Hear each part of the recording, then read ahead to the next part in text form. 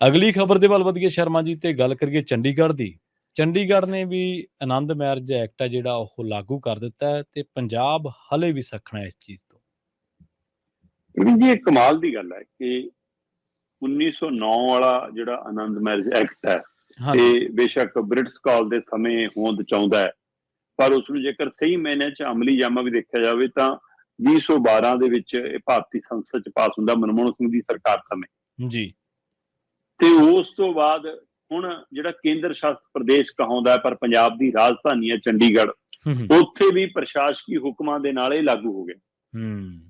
ਉੱਥੇ ਵੀ ਹੁਣ ਬਕਾਇਦਾ ਅਸਲ ਹੁੰਦਾ ਕੀ ਹੈ ਕਿ ਆਨੰਦ ਕਾਰਜ ਤੋਂ ਬਾਅਦ ਹੁਣ ਗੁਰਦੁਆਰਾ ਸਾਹਿਬ ਤੋਂ ਸਰਟੀਫਿਕੇਟ ਤਾਂ ਮਿਲ ਜਾਂਦਾ, ਹਾਂਜੀ, ਪਰ ਬੱਚਿਆਂ ਨੇ ਅੱਜ ਕੱਲ ਬਾਹਰ ਜਾਣਾ ਹੈ, ਵਿਦੇਸ਼ਾਂ 'ਚ ਜਾਣਾ ਹੈ, ਤਾਂ ਉੱਥੇ ਦੇ ਲਈ ਉਹਨਾਂ ਕੋਲ ਸਰਟੀਫਿਕੇਟ, ਰਜਿਸਟਰਡ ਸਰਕਾਰੀ ਸਰਟੀਫਿਕੇਟ ਵਿਆਹ ਦਾ ਹੋਣਾ ਜ਼ਰੂਰੀ ਹੈ। ਤੇ ਉਹਦੇ ਲਈ ਜਦੋਂ ਜਾਂਦੇ ਨੇ ਤਾਂ ਕੋਰਟ ਕਚਹਿਰੀ ਜਾਂ ਜਿਹੜੇ ਵਿਭਾਗ ਬਣੇ ਨੇ ਉੱਥੇ ਜਦੋਂ ਸਰਟੀਫਿਕੇਟ ਬਣਦਾ ਤਾਂ ਹਿੰਦੂ ਮੈਰਿਜ ਐਕਟ ਦੇ ਤਹਿਤ ਮਤਲਬ ਦਰਜ ਕੀਤਾ ਜਾਂਦਾ।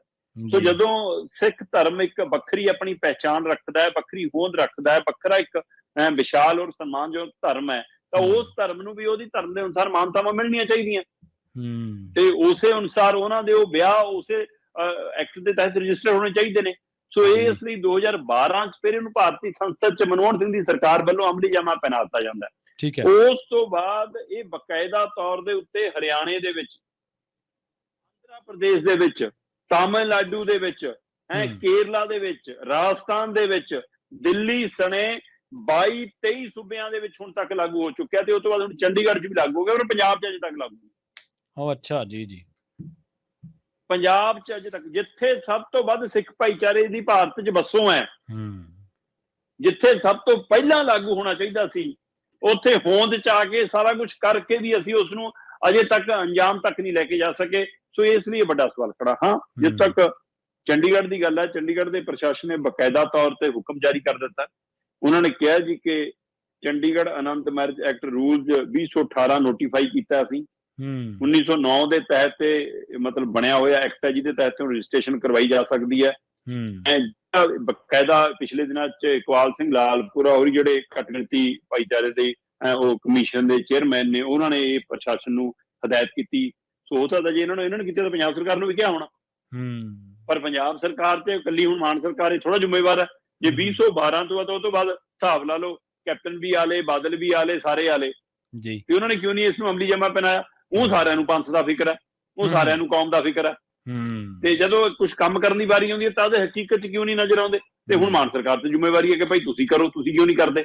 ਸੋ ਇਸ ਲਈ ਬਕਾਇਦਾ ਤੌਰ ਤੇ ਚੰਡੀਗੜ੍ਹ ਨੇ ਹੁਕਮ ਜਾਰੀ ਕਰਤੇ, ਕਹਿਤਾ ਕਿ ਭਾਈ 15 ਮਾਰਚ ਤੋਂ ਬਾਅਦ ਹੁਣ ਜਿਹੜਾ ਵੀ ਵਿਅਕਤੀ ਸਿੱਖ ਮਰਿਆਦਾ ਦੇ ਤਹਿਤ ਪਾਵਨ ਗ੍ਰੰਥ ਸ੍ਰੀ ਗੁਰੂ ਗ੍ਰੰਥ ਸਾਹਿਬ ਦੀ ਹਜ਼ੂਰੀ ਦੇ ਅੰਦਰ ਲਾਮਾ ਲੈਂਦਾ ਹੈ, ਉਹ ਭਾਈ ਆ ਕੇ ਆਪਣਾ ਆਨੰਦ ਮੈਰਿਜ ਐਕਟ ਦੇ ਤਹਿਤ ਆਪਣਾ ਵਿਆਹ ਸਿੱਖ ਮੈਰਿਜ ਐਕਟ ਦੇ ਤਹਿਤ ਰਜਿਸਟਰ ਕਰਾ ਸਕਦਾ। ਉਹ ਬਕਾਇਦਾ ਤੌਰ ਤੇ DC ਆਫਿਸ ਆਵੇ, ਸੈਕਟਰ 17 ਦੇ ਵਿੱਚ ਆ ਕੇ ਅਪਲਾਈ ਕਰੇ।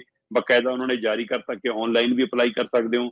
ਆਹ 7 ਚੀਜ਼ਾਂ ਚਾਹੀਦੀਆਂ, ਕਹਿੰਦੇ ਜੀ ਇਹ 7 ਡਾਕੂਮੈਂਟ ਲਿਆਇਓ ਤੇ ਅਸੀਂ ਕਰ ਦਾਂਗੇ। ਉਹਦੇ ਵਿੱਚ ਸਭ ਤੋਂ ਪਹਿਲਾਂ ਹੈਗਾ ਮੁੰਡਾ ਕੁੜੀ ਦਾ ਆਪਣਾ ID ਪ੍ਰੂਫ, ਜਿਨ੍ਹਾਂ ਦਾ ਵਿਆਹ ਹੋਇਆ ਹੋਵੇ। ਉਹ ਤੋਂ ਬਾਅਦ ਹੈਗਾ ਜੀ ਦੋਵਾਂ ਦਾ ਉਮਰ ਦਾ, ਮਤਲਬ ਕਿ ਉਹ ਚਾਹੇ ਉਹ ਆਧਾਰ ਕਾਰਡ ਹੋਵੇ, ਚਾਹੇ ਉਹ ਤੁਹਾਡਾ 10ਵੀਂ ਦਾ ਸਰਟੀਫਿਕੇਟ ਹੋਵੇ, ਚਾਹੇ ਉਹ ਪੈਨ ਕਾਰਡ ਹੋਵੇ, ਜਿਹਦੇ ਉੱਪਰ ਉਮਰ ਦੀ ਜਾਣਕਾਰੀ ਹੋਵੇ, ਉਹ ਲਿਆਵੇ। ਫਿਰ ਜਿਹੜੇ ਗੁਰਦੁਆਰਾ ਸਾਹਿਬ ਦੇ ਵਿੱਚ ਉਹਨਾਂ ਦਾ ਆਨੰਦ ਕਾਰਜ ਹੁੰਦਾ, ਉੱਥੇ ਦਾ ਸਰਟੀਫਿਕੇਟ ਉੱਥੋਂ ਗੁਰੂ ਘਰ ਤੋਂ। ਫਿਰ ਉਹ ਤੋਂ 2 ਗਵਾਹਾਂ ਦੇ, ਜਿਨ੍ਹਾਂ ਨੇ ਗਵਾਹੀ ਦੇਣੀ ਆ, ਉਹਨਾਂ ਦੇ ID ਪ੍ਰੂਫ ਚਾਹੀਦੇ ਨੇ। ਫਿਰ ਵਿਆਹ ਦੀਆਂ ਫੋਟੋਗ੍ਰਾਫ, ਵਿਆਹ ਦਾ ਕਾਰਡ, ਉਹ ਸਾਰਾ ਕੁਝ ਚਾਹੀਦਾ ਹੈ। ਫਿਰ ਜਿਨ੍ਹਾਂ ਨੇ ਵਿਆਹ ਮਤਲਬ ਕਿ ਅਟੈਂਡ ਕੀਤਾ, ਉਹਨਾਂ ਦੀ ਹਾਜ਼ਰੀ ਦੇ ਵਿੱਚ ਘੱਟੋ ਘੱਟ ਉਹ ਗਵਾਹ ਜ਼ਰੂਰ ਹੋਣ, ਹੈ ਨਾ।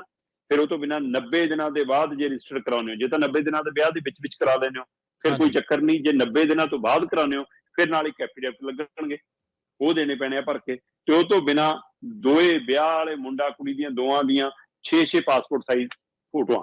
ਸੋ ਆਹ 7 ਚੀਜ਼ਾਂ ਲੈ ਕੇ ਕਹਿੰਦੇ ਆ ਜਾਓ, ਅਸੀਂ ਇਸ ਨੂੰ ਅਮਲੀ ਜਾਮਾ ਪਹਿਨਾ ਦਾਂਗੇ। ਸੋ ਜਿਹੜਾ ਕੰਮ ਹਰਿਆਣਾ ਕਰ ਸਕਦਾ, ਜਿਹੜਾ ਕੰਮ ਰਾਜਸਥਾਨ ਕਰ ਸਕਦਾ, ਜਿਹੜਾ ਦਿੱਲੀ ਚ ਹੋ ਸਕਦਾ, ਜਿਹੜਾ ਕੇਰਲਾ, ਤਾਮਿਲਨਾਡੂ, ਆਂਧਰਾ ਪ੍ਰਦੇਸ਼ ਨੇ 22-23 ਦੇਸ਼ ਦੇ ਸੂਬਿਆਂ ਚ ਹੋ ਸਕਦਾ, ਉਹ ਅਜੇ ਤੱਕ ਪੰਜਾਬ ਚ ਕਿਉਂ ਨਹੀਂ? ਵੱਡਾ ਸਵਾਲ।